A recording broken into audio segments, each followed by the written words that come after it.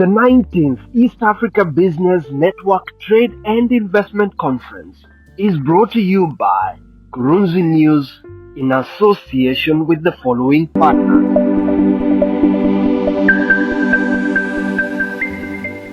Hello and welcome once again to Kurunzi News. We are talking to you this time around from the sidelines of the 19th edition of the East African Business Network Trade and Investment Conference, and we are getting to speak to different people from different sectors, talking to us and giving us their perspectives on why it is important to have these kinds of events, but most importantly about the opportunities that such kind of marketplace, as Benson Kasue told us, offers for the investor and for the marketplace back in East Africa and the 7 countries represented here. So this time around, I have the privilege and honor of speaking to Phul Butler, the president of CUE or Q, which is Communication Unites Everyone. Right. Phil, pleasure to have you. Good to and be here. Finally, we get to have this. We finally get to sit down. So let's begin by,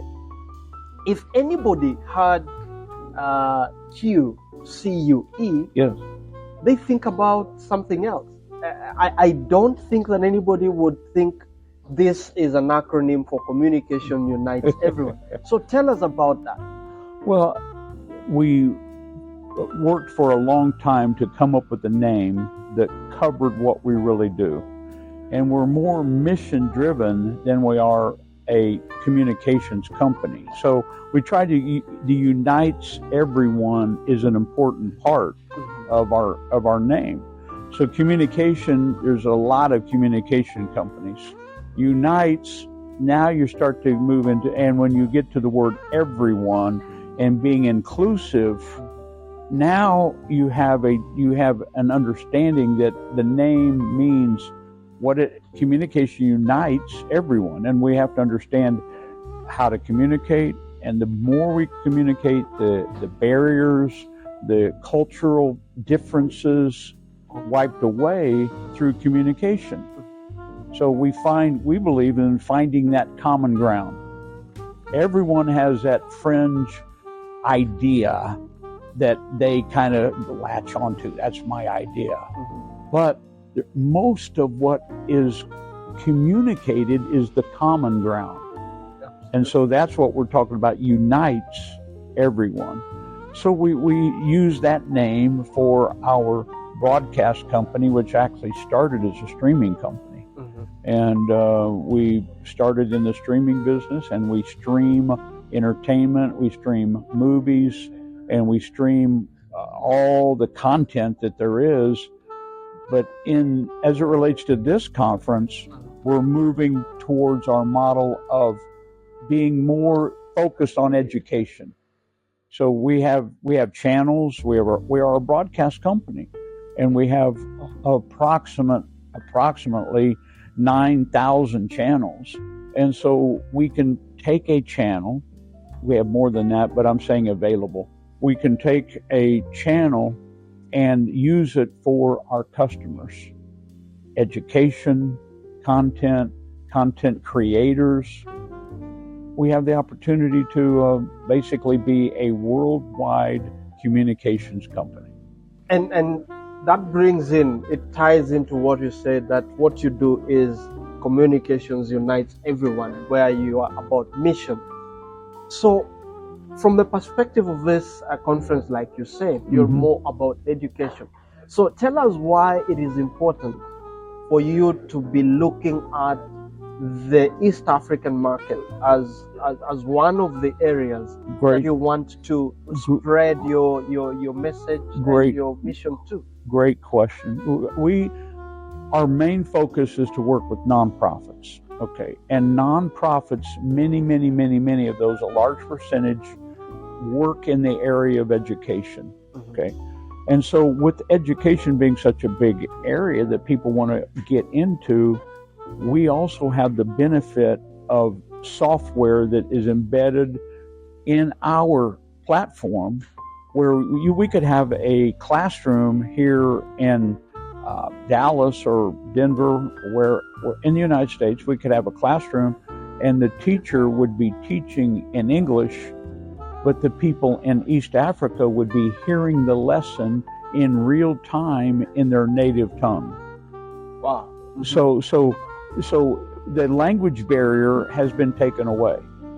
So when you take the language barrier out of education, it changes the whole paradigm. So we can teach in English, you can teach in your native tongue, and I could hear it in English.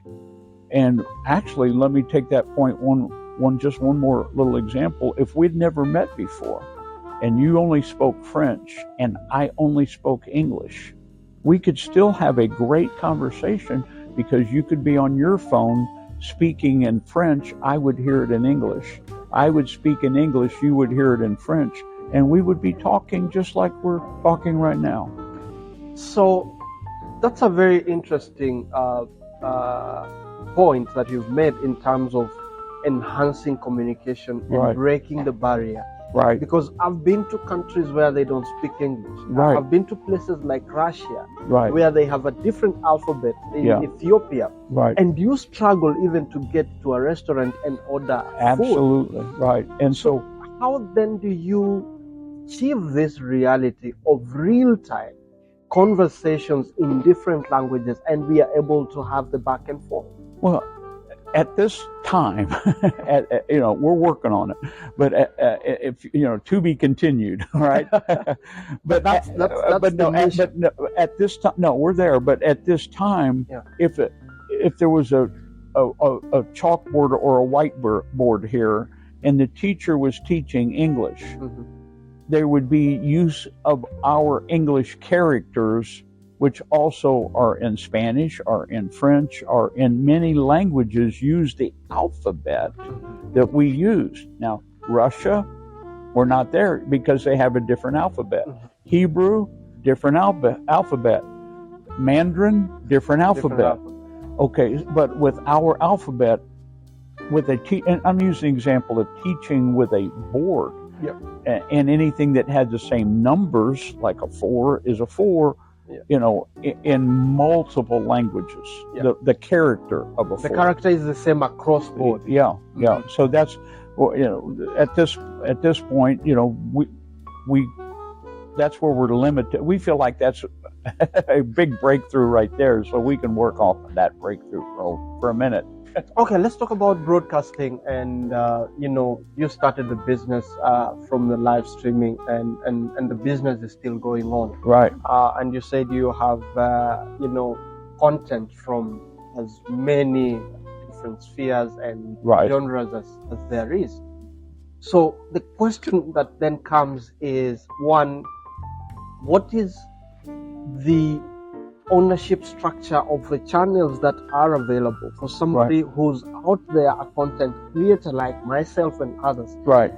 What is the structure? What is the A to Z of getting to enter into that space? That is number one. Number two, for what you're already putting out there, what is the source of this content, and what are the parameters that the content is subjected to before it passes the test of being on your platform? Right. Because information and broadcasting is a heavily regulated industry because of the power that it has. And exactly right. So we purchase our content. However, what most people don't know, this is the new revelation, is a large percentage of content is free off of the internet. Okay, so the free content, there's probably 60% or 70% of all content can be streamed with, because it's basically public domain. Okay, so now you're down to talking about 30% of the content, which is exclusive or special. That 30% of the content, then that's really the part that we have to have a conversation about. Okay. Now, in that 30%, we have brokers that we purchase the content from. There are many, many, many people like us, and I won't name names on the show tonight, but there are many companies that go to the same places we go and purchase content. We have the advantage that we negotiated a very good, aggressive contract with the content brokers. Okay. So we have a very good price, and we pass that along to our customers. But we got a great price, and now we're going to make more money. No, we got a great price. Now we're going to pass that along to our customers. Okay, so that's first step, is that we are purchasing this content. Now there is a little bit of content that is not available, okay, to purchase, and that is the original content that is currently owned by people like Netflix. That, whoops, I shouldn't have said a name. It's fine. Okay, but they people who created that content, yes, they own it. It's their original idea. It's manuscripted by. They originally created it, yes, and they have the trademark on that original content that they own. Okay, so as they own or have basically created their own product, they're not going to get, that's just basically not for sale at this point. Mm-hmm. Now, a lot of times when a show will go into reruns or into the second or third season, then it becomes available to be purchased. Okay, so, but the original people who create that content at that moment, I'm sorry, it's not available at that moment of creation. Mm-hmm. So for people to enjoy your content, is there a cost element to them? How do people access the CUA broadcast platform? Sure. So obviously, you go to our website, okay, and you subscribe. We have a monthly subscription model. Okay. In America, it is $60 a month. Okay. For $60 a month, you get all of the content that we've been talking about, the live content. We have 22,000 movies. We have all of the old TV shows, you know, the ones that have been around forever. We have all the TV shows. We have the movies in the thousands, 22,000. We have all of this content is available for $60 a month. And often people will pay a little bit for this streaming and this streaming and this streaming and this streaming. And in America, it averages $145 a month when they stack for the up extra layers. Yeah, they stack up. We call it stacking. They stack up their streaming service. Okay, now that model, you said how do people access it? Okay, you can access our content anywhere in the world, anywhere there's internet. Okay. We have people watching right now in the Philippines. We have people in Jerusalem. We have people in Southeast Asia, in South Vietnam, in Japan. We have people around the world watching Q right now. Now, at this time, we have our payment system based on United States dollars at $60 a month. At this conference, and that's partly why I came here, I have been able to work with the people who have the other payment platforms for Eastern Africa. Okay, so, and of course, we're going to adjust the pricing to the economy of the country that we go to. We know we're a worldwide company, and in our worldwide reach, the folks that we're selling in the Philippines, they use their currency of yen, and not dollars, and it's based on their GDP and economic circumstance. Yeah, their economics, gross national product of that country, equipped or not equipped, but modified to fit the nationality that we're selling to. So it's not a one-size-fits-all kind of model for the different people from around the world, but getting specific to this conference, like you said, you are working with some of the payment gateway providers in those countries to come up with those systems. And the 7 countries, what would be your message to the East Africans from the 7 member states that are represented in this conference? What is your message to them? Because that is primarily who our target audience are. the answer is going to be rather revolutionary. Okay, so it's like you better be sitting down for this answer, because we are all about disrupting the entire model on a worldwide basis. Okay, so the answer is our platform, because it is created to give back. It gives back to a group. Okay, now the group can be a nonprofit, typically is, or the group could be a school, or it could be a college, or it could be a university or a municipality, or even, if you take it to the highest level, even a country.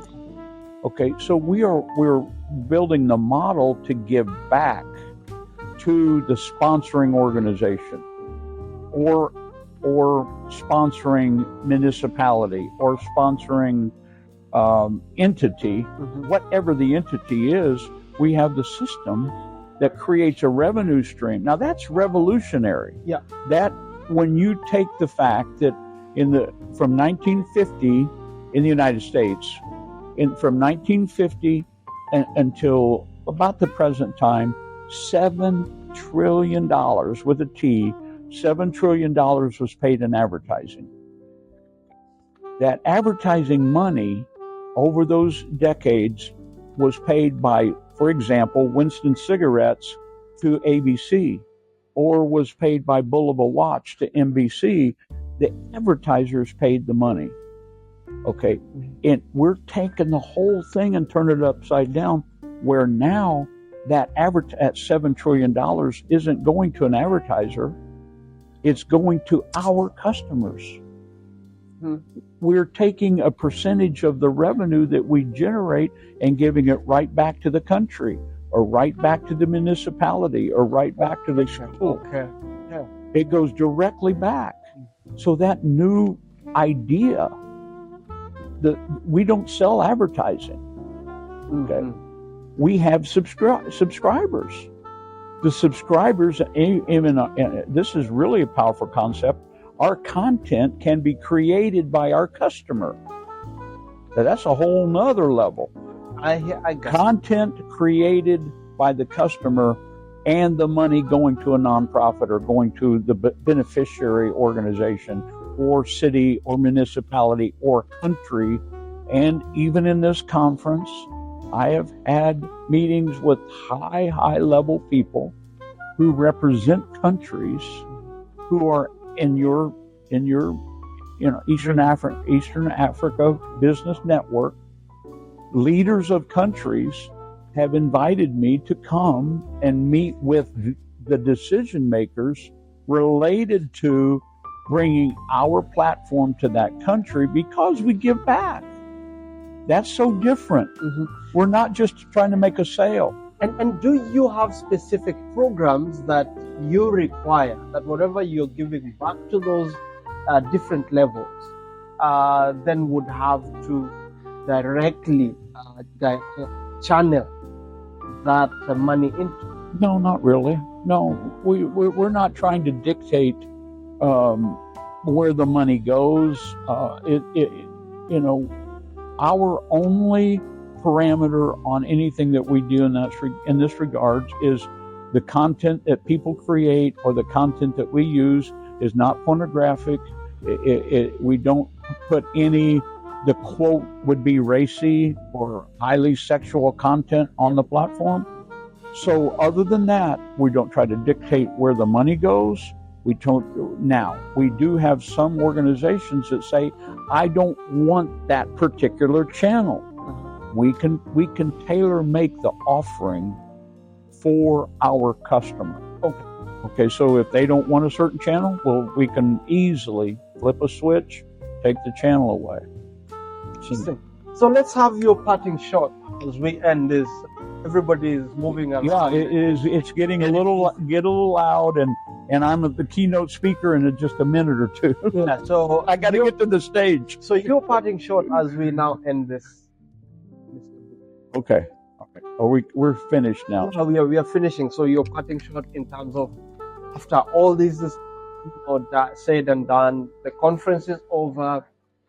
how do we keep this conversation with you going, and not just me as Milton hosting this program, but the people out there who are watching, who would like to keep the conversation going? And in my presentation tonight, okay, because we tailor make our offering to every different nonprofit, and each nonprofit is different, all I can say is to you, Milton, and to the audience, and to anyone who, all they can do is send me an email, and I will tailor make, not me personally, but my team, people on my team will tailor or create a proposal.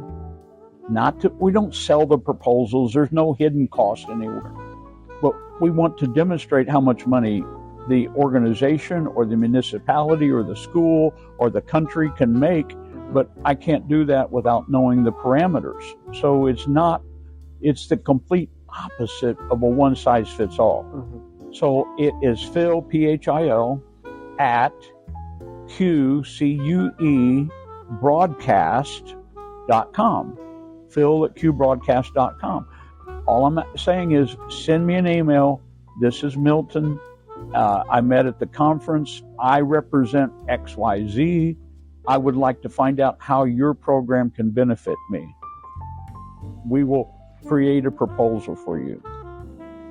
Thank you so much, Phul Butler, President of CUE. Communications unites everyone. Thank you. You are broadcast because that is the business that they are in. And for us here, we continue to have the conversations at the very tail end of the 19th East African Business Network Conference here in Irving City, Texas, United States. Keep watching. We bring you more. I am Milton Nyakundi. Email me. Send me an email.